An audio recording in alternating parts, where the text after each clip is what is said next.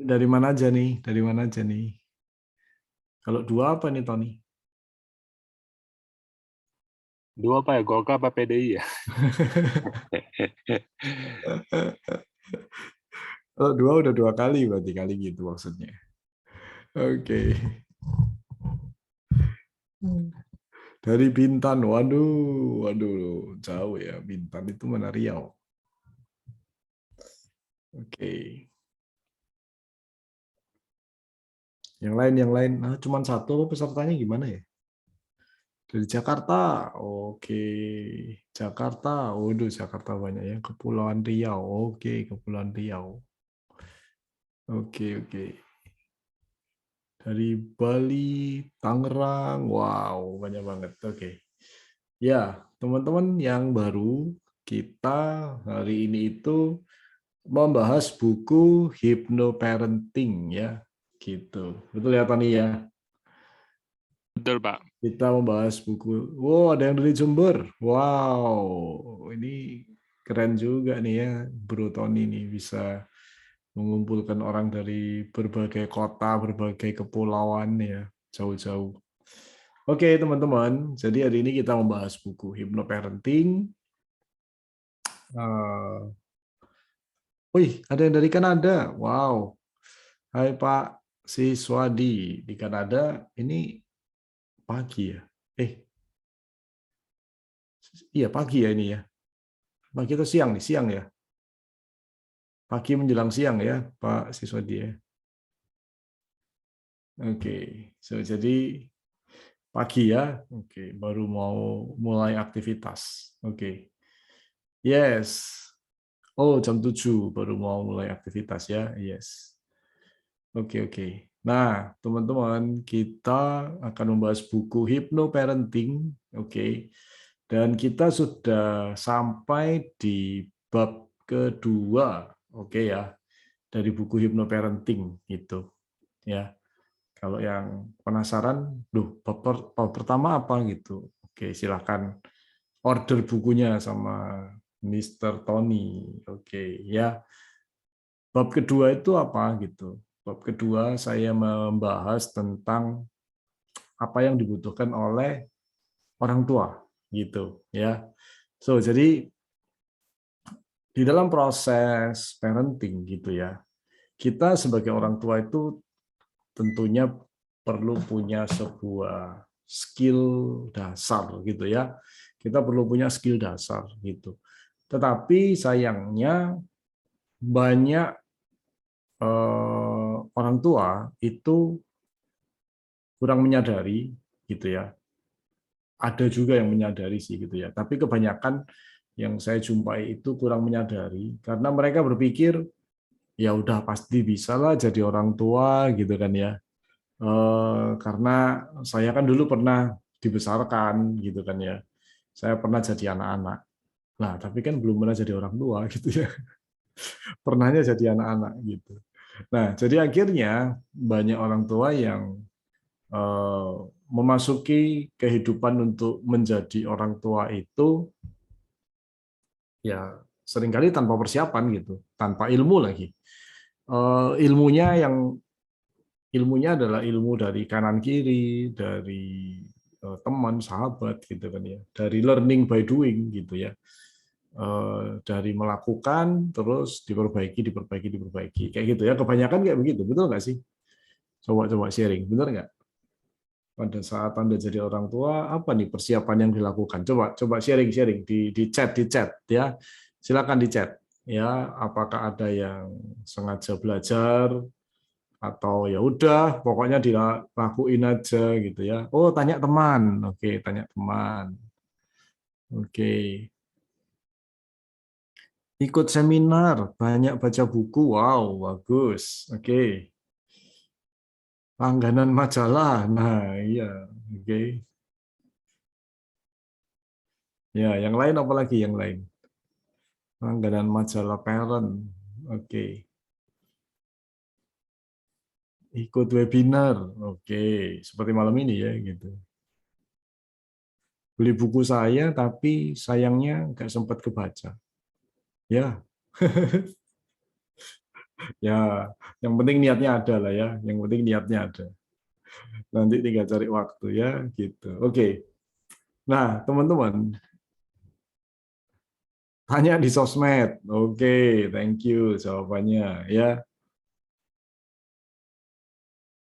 Oke. Ada lagi ya. Yang lain silakan ketik ya di chat box ya, silakan. Nah, teman-teman, itu banyak terjadi gitu ya. Sehingga akhirnya kalau orang tua itu dapat informasi yang pas dengan kebutuhan anaknya, ya bagus hasilnya gitu. Tapi ketika informasi yang didapat itu tidak pas, tidak sesuai dengan kebutuhan anaknya, akhirnya orang tua itu bingung sendiri gitu. Ya. Nah, seringkali yang saya dapetin ilmu-ilmu itu sepotong-sepotong gitu. Ya. Jadi kalau kita langganan majalah lah gitu kan ya, apalagi di majalah, aduh ilmunya itu mah sepotong-sepotong dan cuma di permukaan semua gitu. Bukan bukan akarnya gitu ya, teman-teman. Ya, buku-buku juga tergantung bukunya. Oke. Tapi bagaimanapun buku itu tetap potongan sebenarnya ya, potongan dari sebuah gambar puzzle gitu ya. Jadi kita harus banyak baca buku gitu ya. Saya pribadi dulu pada saat menjadi orang tua itu, waduh, baca bukunya banyak banget ya, sangat banyak ya, ratusan buku yang saya baca. Jadi benar-benar ya investasi keluar uangnya lumayan gitu. Karena saya sadar bahwa ada hal yang saya butuhkan di situ, yang saya perlu pelajari, tapi saya nggak bisa dapat gitu dari sekolah manapun, itu nggak ada gitu. Padahal itu penting banget ya. Kenapa gitu? Karena kita orang tua otomatis pada saat punya anak biasanya itu menjadikan anak itu sebagai alasan kita bekerja, betul nggak sih? Ya, kita bekerja ya tentunya untuk anak-anak juga gitu. Tetapi ironisnya kita juga kurang mempersiapkan diri tentang bagaimana kita perlu membimbing mendidik anak-anak kita gitu. Sehingga yang terjadi adalah kita bekerja keras yang tadinya tujuannya untuk anak, tapi kemudian malah anaknya bermasalah gitu. Itu sering terjadi seperti itu. Oke. Saya punya satu klien yang tidak terlupakan, ya, benar-benar yang tidak terlupakan, dan itu semakin menguatkan saya bahwa eh, kita tuh benar-benar perlu belajar tentang parenting gitu ya, karena ketika kita punya anak tujuannya adalah supaya kita bisa happy, supaya kita nanti bisa mendidik mereka, membesarkan mereka, mereka jadi sukses kayak begitu. Tapi kalau kalau nafsu besar tenaga kurang, ya nggak bisa gitu kan ya. Itu yang terjadi gitu kan ya. Orang tua nggak akan bisa mengajarkan sesuatu yang dia nggak tahu kepada anaknya gitu ya, benar nggak? Orang tua nggak akan bisa mengajarkan sesuatu yang dia nggak tahu ya, gitu. Terus akhirnya anaknya ya cari-cari sendiri, belajar-belajar sendiri gitu ya, kalau dapat gitu ya. Nah, itu yang dulu kita alami kan, banyak hal yang kita nggak ngerti, nggak paham, nggak tahu gitu, tapi orang tua kita nggak bisa ditanyain gitu tentang hal itu. Akhirnya ya kita mencari-cari sendiri kayak gitu ya. Nah, jadi balik lagi gitu ya, kasus yang tadi saya ngomong tidak terlupakan ya. Kasus itu eh, persisnya tahun 2004 apa 2005 ya, saya lupa persisnya ya, tapi sekitar tahun itulah ya. Antara 2004 2005 ya, Bapak Ibu teman-teman sekalian. Datang ke saya seorang pasangan suami istri dari Jakarta, saya di Surabaya. Mereka terbang dari Jakarta ya untuk ketemu konsultasi masalah anaknya gitu. Nah, anak ini tuh betul-betul suka buat masalah di sekolah. Jadi orang tua itu sering dipanggil ke sekolah ya. Nggak tahu anaknya yang mukul temennya lah gitu kan. Nanti anaknya ngusilin gurunya lah, nanti anaknya itu nggak ngerjain tugas, berhari-hari nggak ngerjain tugas gitu kan ya, membangkang lah kayak gitu. Pokoknya benar-benar perilakunya itu sangat-sangat sangat-sangat luar biasa deh ya, luar biasa negatif maksudnya, tapi ya kayak gitu. Orang tua udah bolak-balik dipanggil gitu ya, sampai sampai orang tuanya malu gitu kan ya. Tapi anaknya tetap aja nggak berubah gitu, tetap aja bermasalah. Anaknya SD, ya anaknya SD. Nah, akhirnya orang tua ini mendapatkan saran dari seorang sahabatnya untuk ketemu sama saya gitu. Nah, mereka ini orang yang super kaya gitu ya, teman-teman sekalian ya. Mereka super kaya. Mereka punya ruko itu puluhan di Jakarta gitu ya. Apartemen juga ya, kemudian mereka punya mobil yang disewa-sewakan itu jumlahnya ratusan ya. Pokoknya secara income, secara bisnis ini bisnis kelas kakap gitu ceritanya ya, kayak gitu. Nah, teman-teman, yang membuat tidak terlupakan adalah ketika pasangan suami istri itu ketemu saya, dia mengatakan, seandainya waktu bisa diputar balik, oke, saya mau nggak usah punya uang sebanyak ini, yang penting cukup aja, tapi anak saya baik. Oke, kalimat itu betul-betul membuat saya jadi, lah dulu perencanaannya gimana gitu, dulu mikirnya gimana nih gitu, kok kayaknya itu sesuatu yang tidak terpikirkan gitu sebelumnya gitu ya, kayaknya itu sesuatu yang terlupakan gitu ya, sehingga akhirnya baru nyadar sekarang gitu kan ya. Jadi dulu gimana ya kayak gitu ya, jadi itu jadi pertanyaan gitu kan ya. Apa yang si mama itu nangis, benar-benar nangis gitu, karena otak bisnisnya sebenarnya ada di si ibu nih gitu, si mama nih, otak bisnisnya ada di situ gitu. Nah, dia benar-benar sangat menyesal gitu ya, sampai kalimat berikutnya yang meluncur adalah, kalaupun saya bisa jual semua harta saya dengan catatan anak saya bisa kembali seperti semula, saya mau melakukannya. Sampai ngomong seperti itu, gitu ya. Jadi mereka benar-benar yang sudah hopeless gitu ya sama anaknya gitu, karena berbagai cara mereka lakukan gitu ya, tapi anaknya tidak kunjung membaik, tapi malah malah menjadi-jadi kayak begitu teman-teman sekalian, gitu. Nah, setelah saya ketemu anaknya, saya ngobrol-ngobrol gitu kan, ya akhirnya dugaan saya benar gitu ya, bahwa anak ini pasti tidak punya kedekatan emosi dengan orang tuanya. Tapi orang tuanya ngakunya saya dekat sama anak saya, gitu. Tapi anaknya nggak merasakan kedekatan itu, gitu kan ya. Jadi ada apa ya? Ada gap, gitu ya. Orang tuanya merasa dekat sama anaknya, anaknya merasa enggak gitu, anaknya merasa jauh gitu kan. Sehingga anak ini melakukan tingkah laku yang kita sebut kenakalan tadi sebenarnya adalah sebuah upaya untuk mendapatkan perhatian dari orang tuanya. Itu adalah bahasa bawah sadarnya si anak supaya dia diperhatikan oleh orang tuanya. Karena kalau dia buat kenakalan, guru panggil orang tuanya gitu kan, otomatis kan orang tuanya datang jenguk dia, ngomong sama dia gitu kan, ada waktu ngobrol sama dia gitu ya. Jadi bawah sadarnya si anak merasa bahwa ya ini yang aku butuhkan gitu, kedekatan yang seperti ini gitu ya, ditanyain, diperhatiin kayak gitu. Walaupun pada saat nanya ini tuh orang tuanya nanyanya marah gitu, kamu ini bikin malu lah, gini gini gini gitu. Tetapi bawah sadar si anak merasakan itu kedekatan gitu secara emosi, gitu ya teman-teman sekalian. Jadi itu adalah sebuah apa ya, sebuah missing link gitu ya, sebuah gap gitu yang terjadi antara orang tua sama anak gitu ya, yang tidak disadari gitu. Nah, setelah saya ngobrol sama anaknya, akhirnya saya ngomong nih sama orang tuanya gitu, Bapak Ibu bersedia nggak bekerja sama untuk melakukan treatment ini, karena saya nggak bisa hanya melakukan treatment sama anaknya doang gitu.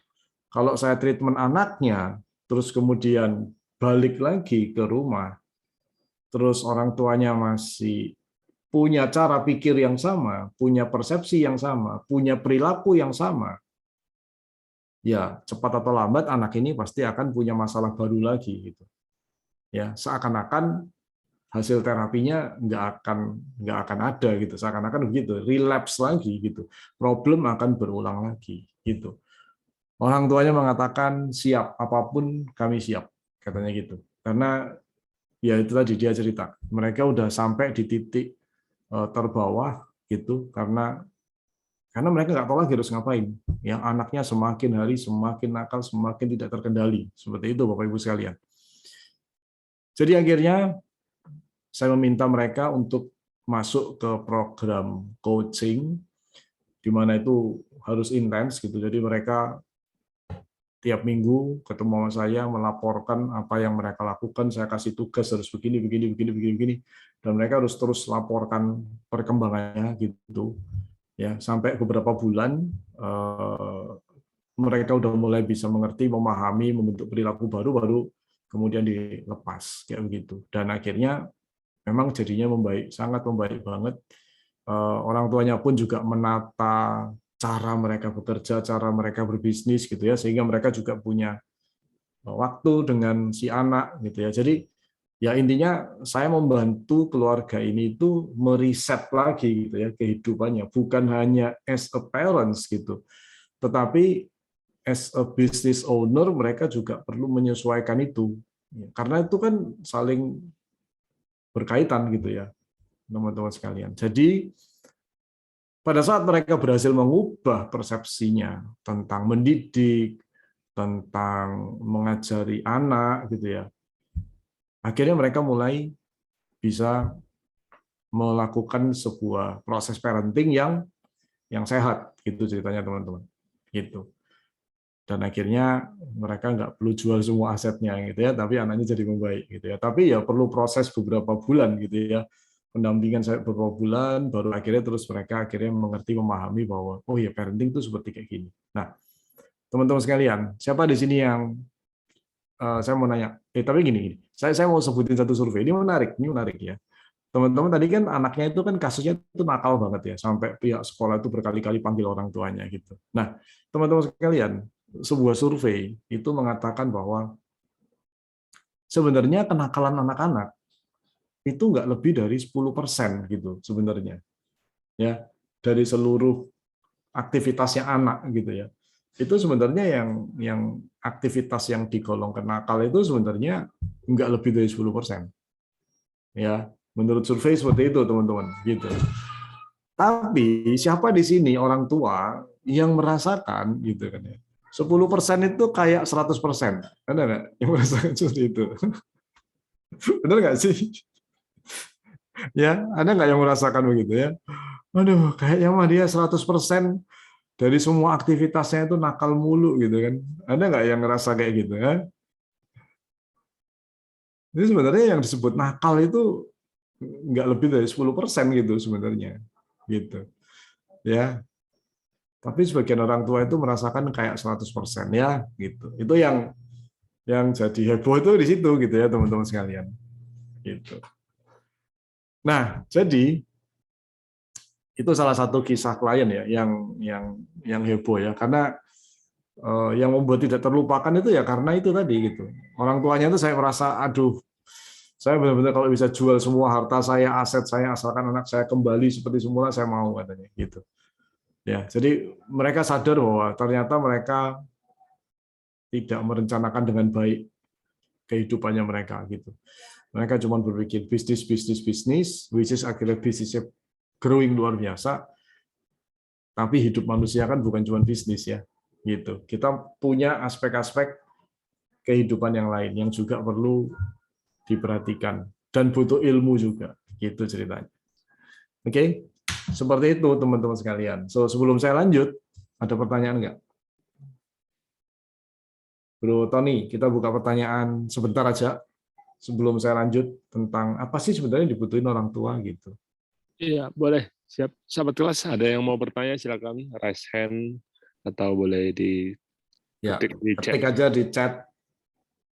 Ketik aja di chat deh, ketik aja di chat. Jadi kalau gitu sebenarnya apa yang dibutuhkan orang tua ya gitu. Nanti habis ini kita bahas. Oke, tapi sampai cerita yang tadi, silakan kalau Bapak Ibu, teman-teman sekalian ada pertanyaan, silakan ketik di chat. Kayaknya paham semua ya. Kenakalan itu ada tingkatannya enggak? Oke, ya. Oke, jadi begini. Yang namanya kenakalan itu ya sebenarnya tergantung dari persepsi kita. Bapak Ibu pernah nggak merasakan pada saat Bapak Ibu hatinya berbunga-bunga, oke, maka ketika anak tidak mau menurut, ya, tidak mau menurut instruksi Anda bisa punya kesabaran yang lebih panjang, gitu, benar nggak? Ya, pada saat hati Anda lagi bahagia, oke, pada saat Anda benar-benar lagi happy, ya, nggak tahu terima bonus mungkin, nggak tahu dapat rezeki nomplok lah, gitu ya, nggak tahu proyek Anda disetujui, di-approve, dan nilai profitnya itu besar, gitu kan ya. Pada saat itu, apa yang dilakukan anak Anda yang biasanya Anda marah, pada saat itu Anda bisa nggak marah, Anda bisa tenang seperti itu. Ayo, pernah nggak? Pernah nggak kayak gitu? Ya, ada nggak yang pernah kayak gitu? Ayo. Tentunya sebaliknya ya. Ketika Anda lagi bad mood, ya mungkin Anda sendiri merasa nggak nyaman, mungkin Anda bertengkar dengan pasangan, Anda debat dengan pasangan, gitu ya. Terus ada hal yang di pekerjaan Anda belum beres, Anda diburu-buru untuk menyelesaikan pekerjaan Anda, gitu. Pada saat itu, ketika anak Anda nggak nurut, Anda langsung meledak. Ayo, ada nggak yang kayak gitu? Ya, pernah ya teman-teman. Oke. Nah, pernah ya. Jadi sebenarnya, oke, itu tadi yang dimaksud dengan riset tadi, gitu, bahwa sebenarnya kenakalan anak-anak itu nggak lebih dari 10% sebenarnya, gitu. Oke, kenakalan yang benar-benar kenakalannya anak, gitu kan ya, gitu ya. Jadi seringkali mereka itu nggak tahu, gitu kan, apa bahayanya untuk mereka nggak ngerti, gitu, sehingga akhirnya kita memberikan label nakal. Seringkali mereka itu rasa ingin tahunya besar banget, ya, sehingga ketika dilarang mereka malah semakin mendekat, gitu, mereka malah semakin kepingin mencoba, dan kita memberikan label itu nakal, gitu kan. Oke, jadi balik lagi gitu ya, ketika mereka nanti ngacak-ngacak rumah, gitu ya, terus nggak beresin mainannya setelah mereka main, gitu ya, seringkali itu kita definisikan nakal, gitu ya. Terus nggak mau makan pada saat jam makan, gitu ya, kita definisikan nakal lagi, gitu, padahal perutnya masih kenyang, gitu kan. Nah, kita aja kalau perut masih kenyang walaupun jam makan sudah datang, kan kita juga kadang masih menunda makan ya, kita masih nanti dulu deh makannya, gitu ya. Tapi kalau anak-anak kan harus, gitu ya. Jadi sometimes nakal itu tergantung lagi definisinya orang tua dan tergantung dari mood orang tua pada saat itu. Ya, setuju nggak, teman-teman? Ayo coba ketik di chat box, setuju nggak? Setuju nggak?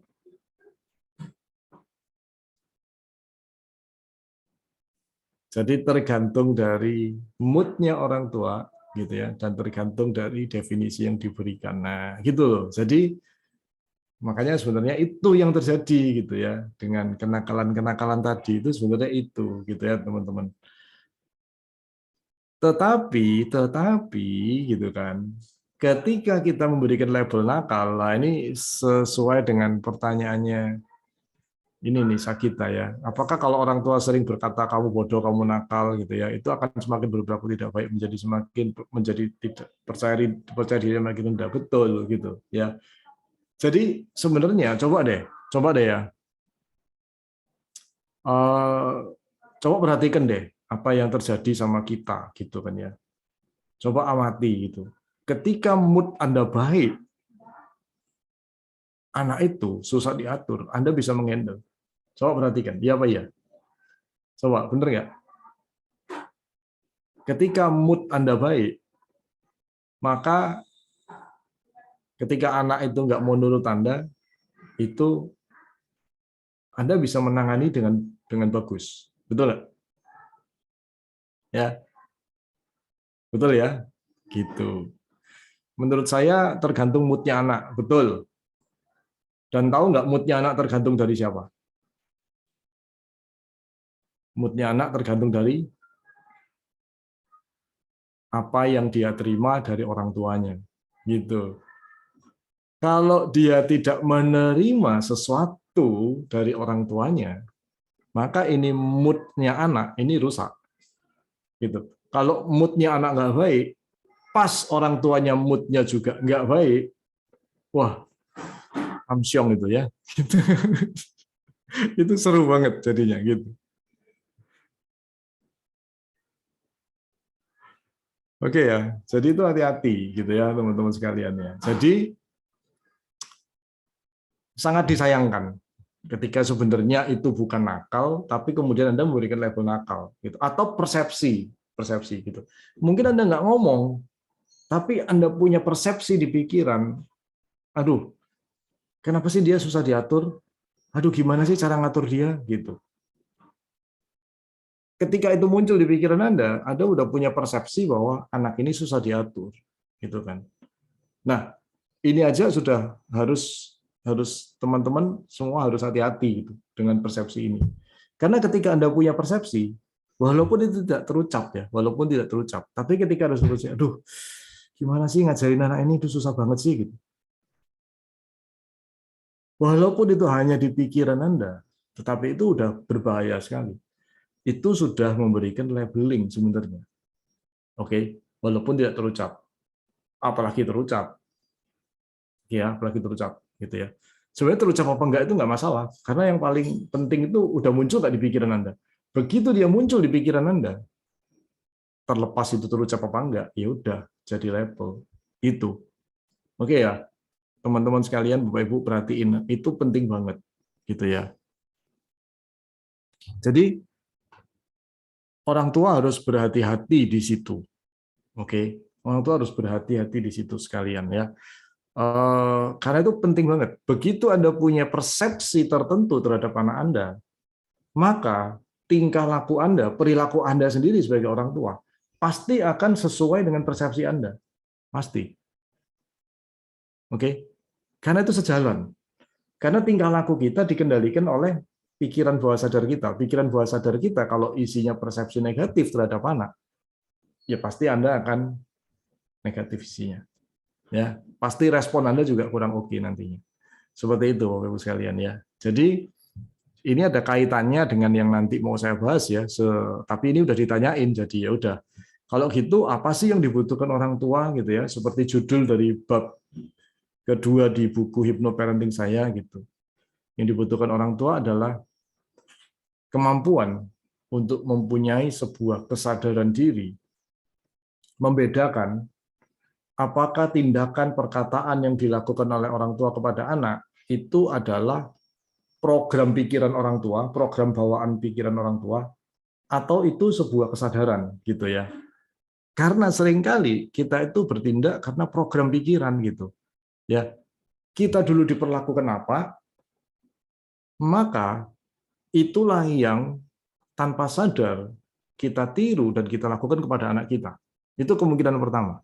Kemungkinan kedua adalah kita menghindari apa yang dulu dilakukan kepada kita. Kita menghindari gitu.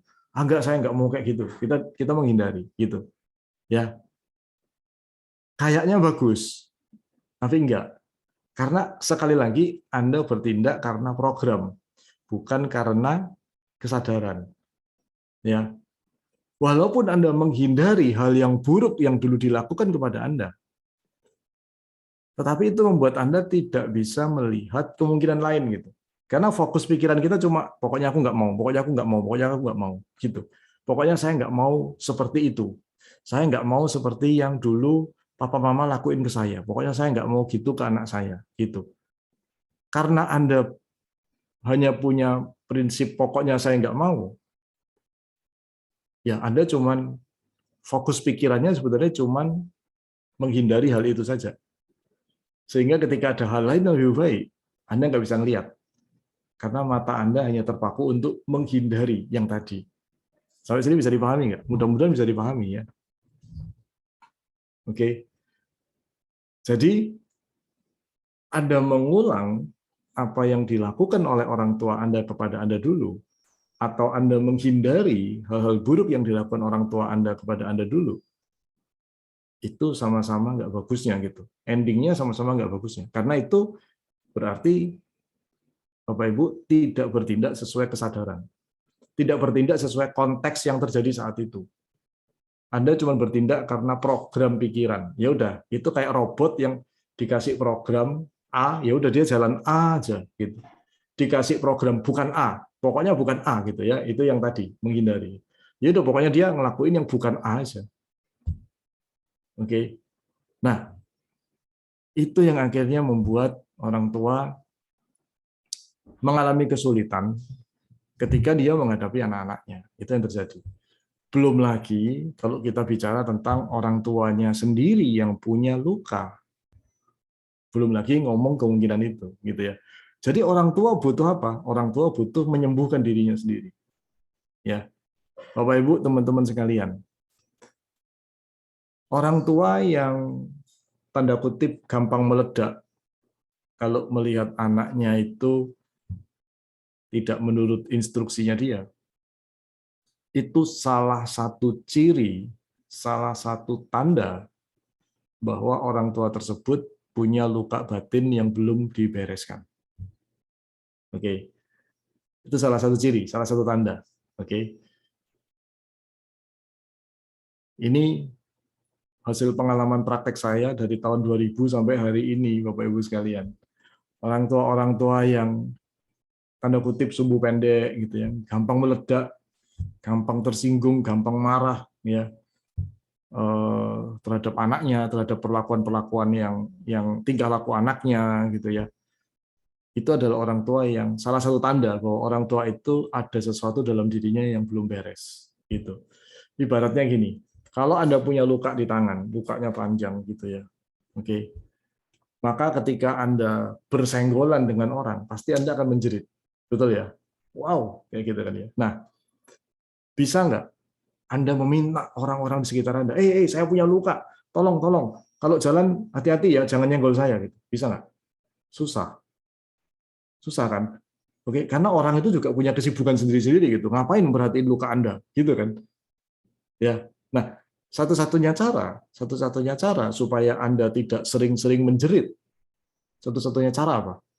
Sembuhkan luka Anda. Ketika luka Anda sembuh, Anda mau jalan bersenggolan dengan siapapun, ya Anda nggak akan menjerit karena nggak ada luka, gitu. Tapi kalau Anda punya luka, ya Anda pasti akan sering menjerit nantinya. Itu yang terjadi pada orang tua yang ketika dia ngadepin anaknya itu nggak bisa sabar, itu nggak ngerti apa ya, bagaimana dia harus tarik ulur sama anaknya gitu. Oke, yang ada adalah orang tua yang sering gemes gitu kan ya, sering merasa frustrasi, sering merasa nggak tahu apa yang harus dilakukan gitu kan ya. Oke, akhirnya yang dilakukan oleh orang tua seperti ini apa? Marah, mengancam, menggunakan otoritasnya dia. Ciri-ciri menggunakan otoritas apa? Pokoknya, ya, pokoknya papa nggak mau tahu, pokoknya mama nggak mau tahu, harus begini gitu. Itu dia nggak ngerti cara lain. Akhirnya dia menggunakan otoritasnya dia. Pokoknya ini, udah jangan dibantah. Oke, itu salah satu cirinya gitu ya. Oke, terus orang tua yang akhirnya dia itu frustrasi sendiri gitu. Akhirnya dia sering teriak, sering marah sama anaknya. Aduh nak, kamu ini gimana sih gitu kan ya. Mama ini harus ngapain, papa harus ngapain lagi. Kamu tuh ngerti bahasa manusia nggak sih gitu. Something like that lah ya, semacam itulah gitu. Ya, Atau kalau orang tua itu tipe introvert gitu, dia akan diam, dia nggak meluapkan omongan, tapi dia akan pikir, aduh gimana sih, aku udah ngelakuin begini, kok dia masih begitu ya, aduh apa lagi ya gitu. Nah, ya, jadi dipendem. Entah Anda lampiaskan, entah Anda pendam, ya sebenarnya itu sama aja sih akibatnya. Itu. Jadi ketika itu semua terjadi, gitu ya, itu ciri orang tua sendiri ini punya problem yang belum beres di dalam dirinya. Gitu. So, jadi apa yang dibutuhkan orang tua? Yang dibutuhkan adalah Anda perlu menyembuhkan diri Anda sendiri. Gitu. Yang pertama tadi, ya, yang pertama yang dibutuhkan orang tua apa? Oke. Yang dibutuhkan adalah Anda perlu punya kemampuan membedakan ini program bawaan saya, program pikiran bawaan saya karena masa lalu saya, atau ini saya bertindak ini karena benar-benar sesuai konteks. Itu yang namanya kesadaran. Gitu. Terus yang berikutnya lagi yang dibutuhkan orang tua adalah kita perlu menyembuhkan diri kita kalau kita terluka. Kita tidak bisa membawa luka itu kemana-mana, apalagi saat mendampingi anak-anak kita. Ya, orang tua yang punya luka, apalagi lukanya cukup dalam, maka dia akan kesulitan untuk mendampingi anak-anaknya. Karena itu akan membuat orang tua ini jadi gampang tersinggung, gampang marah, nggak punya kesabaran yang cukup, nggak punya sebuah persepsi yang luas gitu untuk melihat anaknya, cenderung untuk memaksakan pendapatnya kepada anaknya. Itu yang akan terjadi. Ya, orang tua merasa saya tahu kok yang terbaik untuk anak saya. Wah, ya Tuhan aja kalah, ya Tuhan kalah, ya dia tahu yang terbaik untuk anaknya, ya Tuhan aja kalah gitu, ya. Itu jadinya orang tua yang seperti itu. Oke, so seperti itu. Sampai sini ada pertanyaan?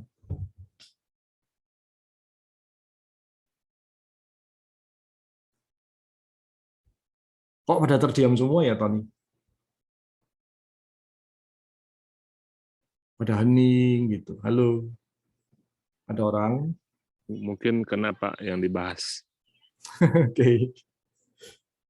Ini saya cerita dari pengalaman. Ya. Bagaimana cara menyembuhkan luka batin? Harus bisa identifikasi. Anda harus bisa mengidentifikasi itu apa, dan kemudian setelah itu biasanya kalau udah bisa identifikasi, ya udah antara memaafkan atau mengubah persepsi kita, memaknai ulang. Ya, itu yang paling simpel untuk orang awam. Ya, memaafkan atau memberikan pemaknaan ulang. Gitu. Bagaimana hadapi anak yang galak? Saya perlu tahu definisi anak yang galak ini bagaimana gitu kan ya. Oke. Dan bagaimana anak itu bisa galak? Pasti ada sebabnya. Kenapa kok dia terbentuknya jadi galak? Pasti ada sebabnya nih, gitu kan. Oke. Jadi kita cari tahu dulu penyebabnya apa. Oke, karena kalau cuma gimana cara ngadepi anak yang galak gitu. Kita tahu cara ngadepinya, tapi akar masalahnya nggak pernah beres. Sama aja bohong kan? Ya, siapa ini? Bu Feni.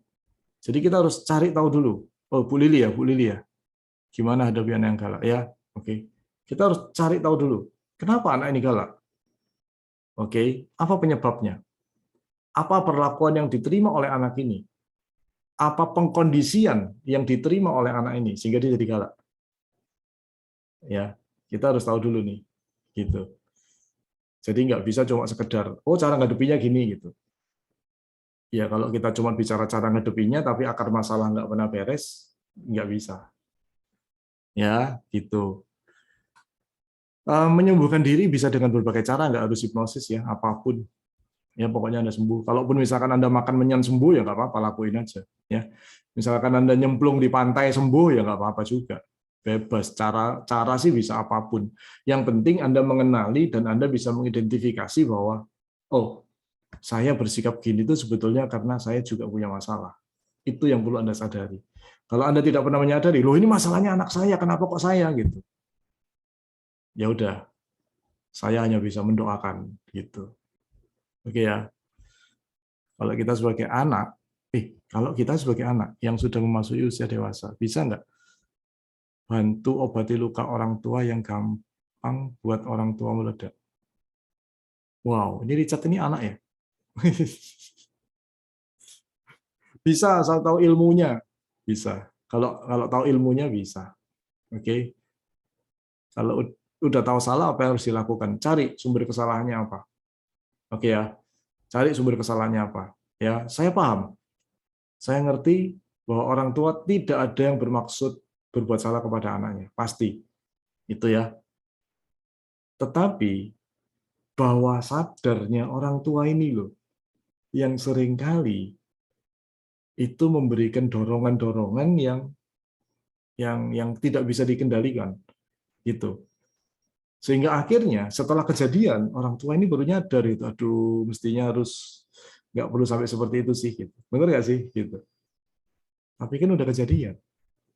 Dan kemudian Anda berjanji bahwa besok saya nggak akan ulangin lagi, besok saya akan lebih bijaksana lagi, besok saya akan bla bla bla kayak gitu. Tapi pas terpicu lagi, ya Anda terperosok lagi gitu ke lubang yang sama lagi, dan Anda menyesal lagi gitu. Iya Pak ya. Seringkali kayak gitu kan siklusnya, benar nggak? Ya, gitu ya ceritanya.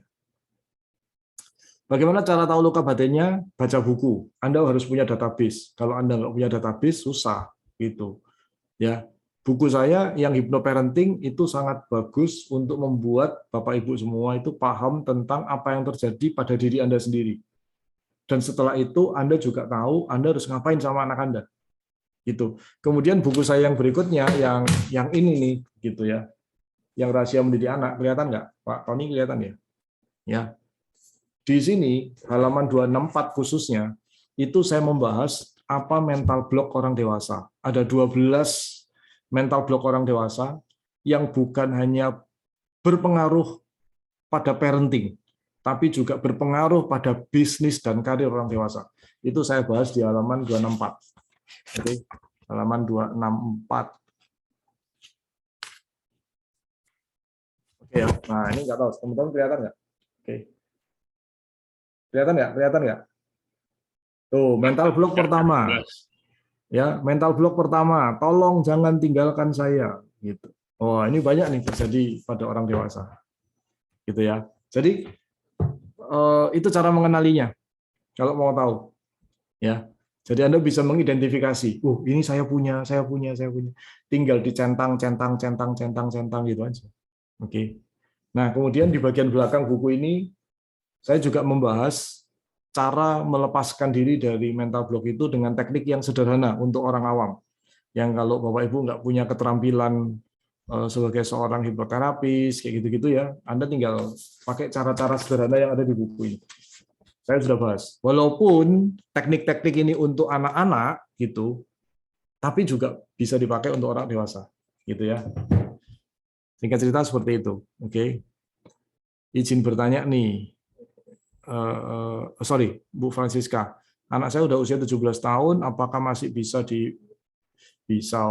anak usia 44 tahun aja di terapi? Bisa kok. Ya. Kemarin hari Jumat saya menangani seorang anak usianya 52 tahun. Ya.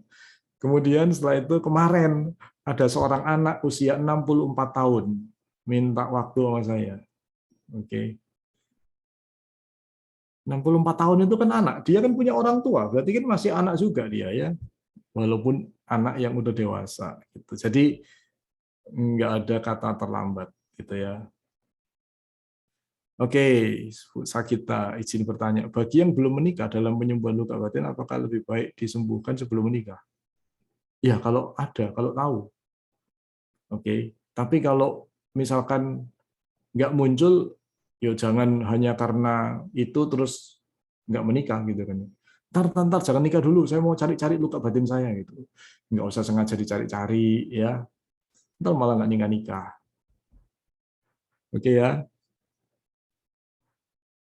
Kalau memang ada yang mengganggu, ya dibereskan. Sebelum menikah akan jauh lebih enak. Oke, anak saya usia 10 tahun lagi marah sama papanya, ngambek ngomong. Karena si papa ketahuan lagi merokok di halaman depan. Gimana cara mengatasinya? Sementara si papa juga susah sekali disuruh berhenti merokok. Nah, makanya suruh minta maaf lah. Oke. Ya ini nih yang tadi saya sebut kesadaran orang tua tadi gitu ya. Ini kan si papa kan bertindak karena program pikiran.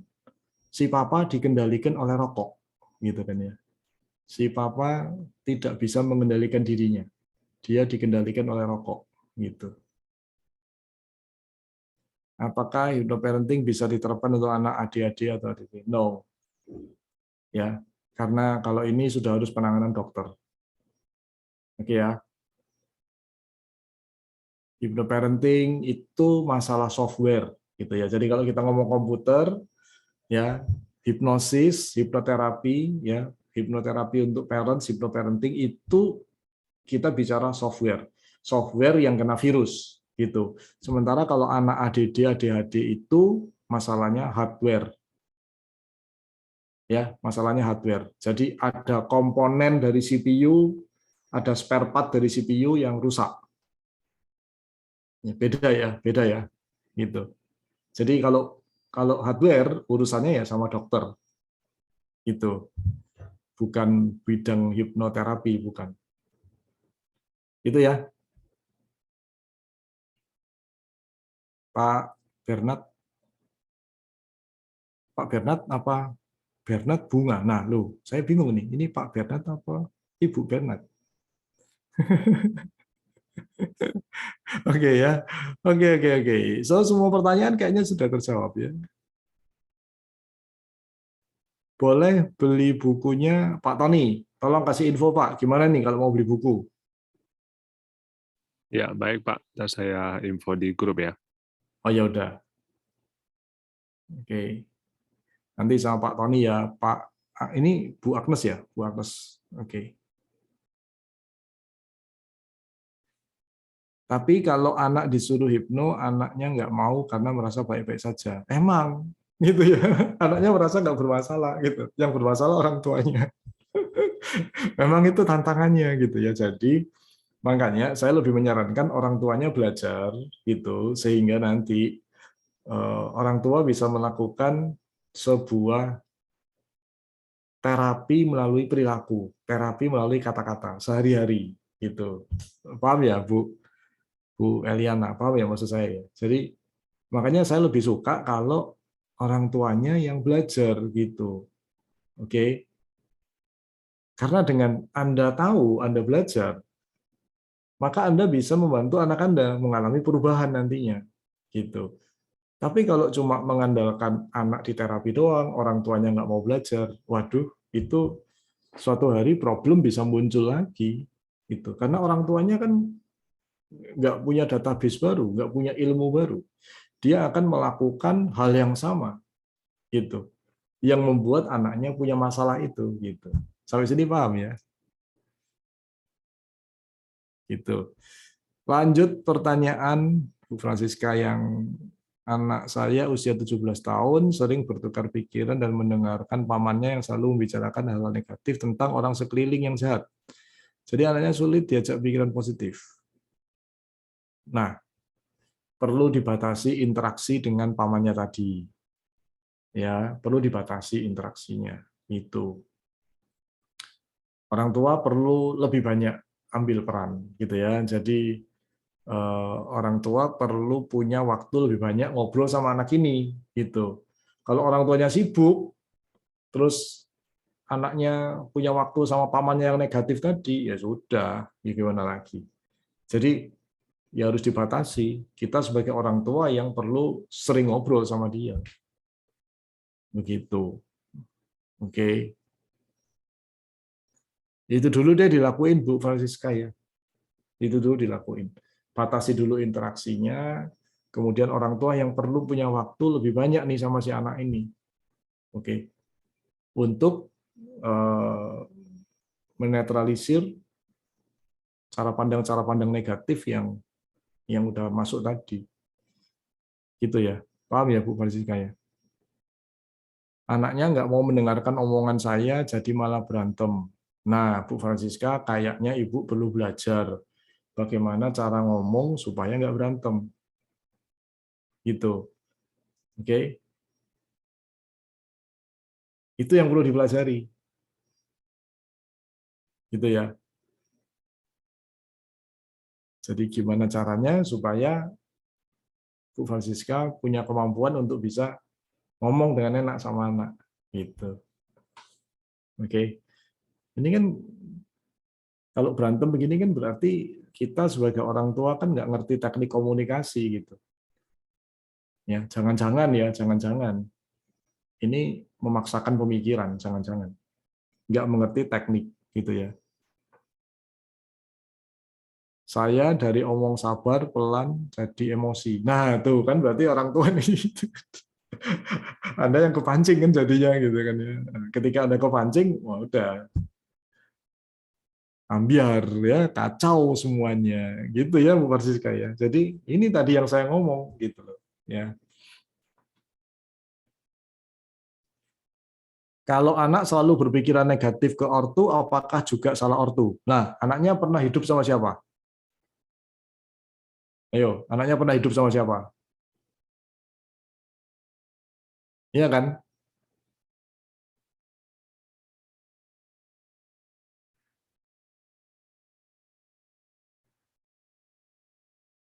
Nah, kalau anaknya sama ortu, terus berarti cara berpikir anaknya didapat dari mana?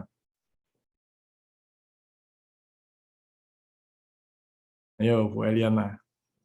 Kalau anaknya hidup kehidupannya banyak sama ortu, berarti cara berpikir anak didapat dari mana?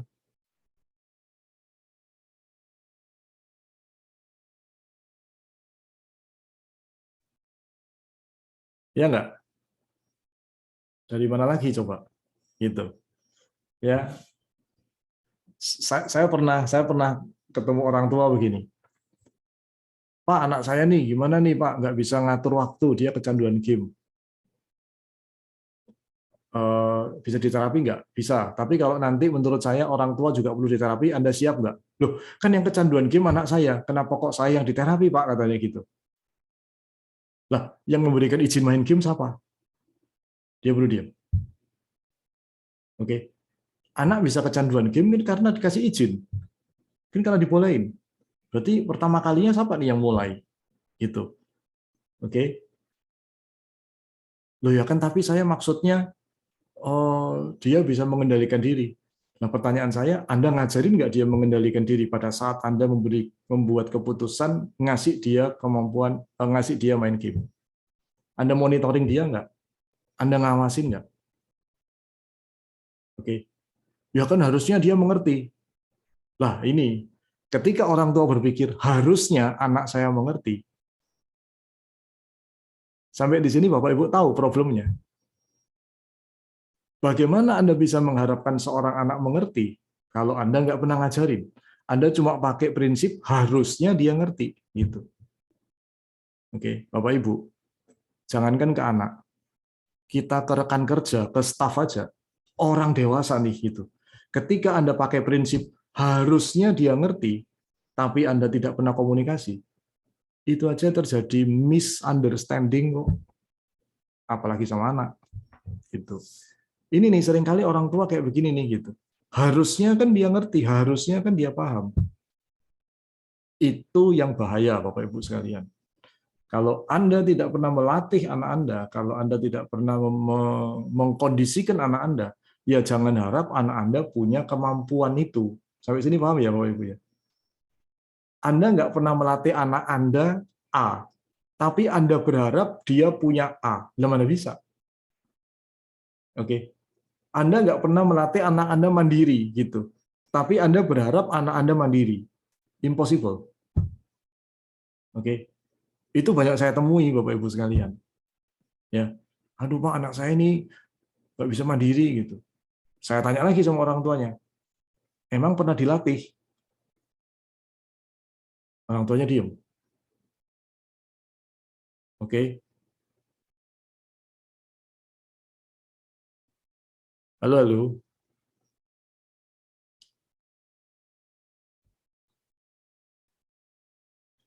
Oke, Pak Tony. Ya, Pak.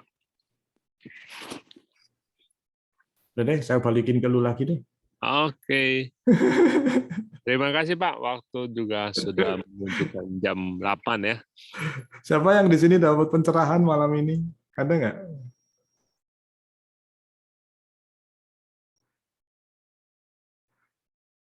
Oke.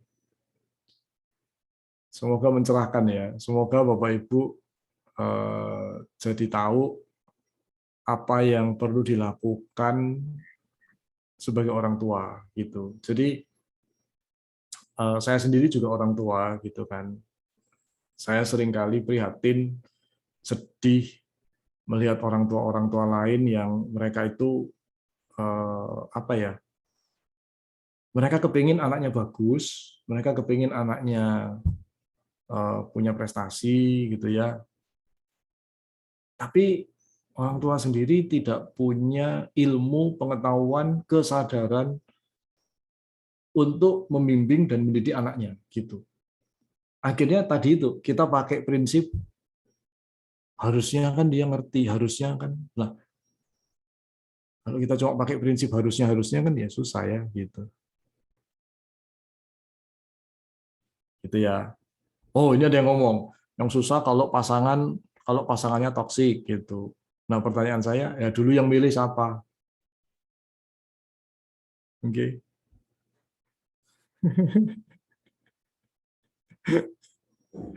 Yang milih siapa? Yang milih. Ayo, yang milih siapa gitu. Jika suami saya juga mendukung pamannya, bagaimana seharusnya tindakan saya? Wah, ini seru ya.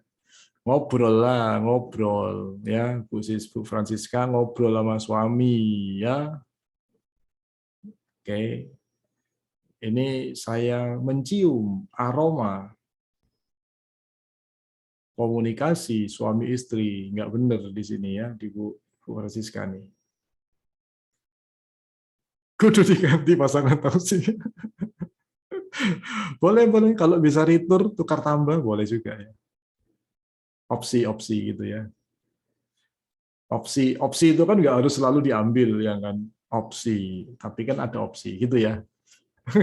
Oke, pilihan ya, Pak ya. Oke.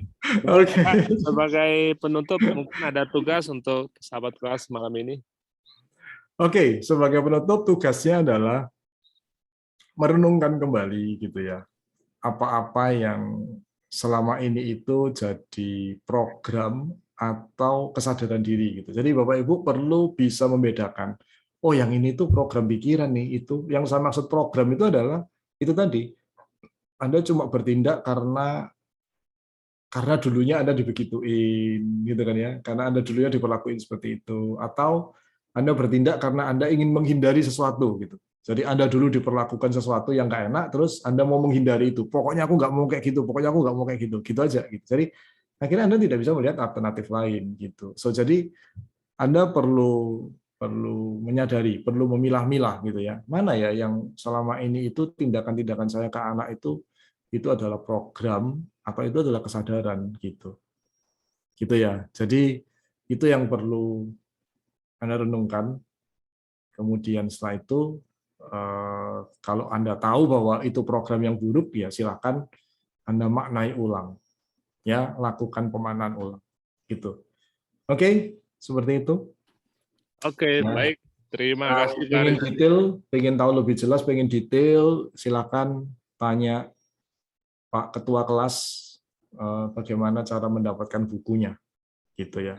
Ya. Itu Pak Ketua kelas. Oke, baik. Terima kasih Pak Rizandi. Sahabat kelas, kita ketemu lagi minggu depan di waktu yang sama. Untuk informasi bisa WA ke WA ya, 0818882365. Oke, terima kasih dan selamat malam semuanya. Terima kasih Pak Rizandi. Thank you Thank you. semuanya. Oke. Terima kasih. Terima kasih. Terima kasih. Terima kasih, Pak.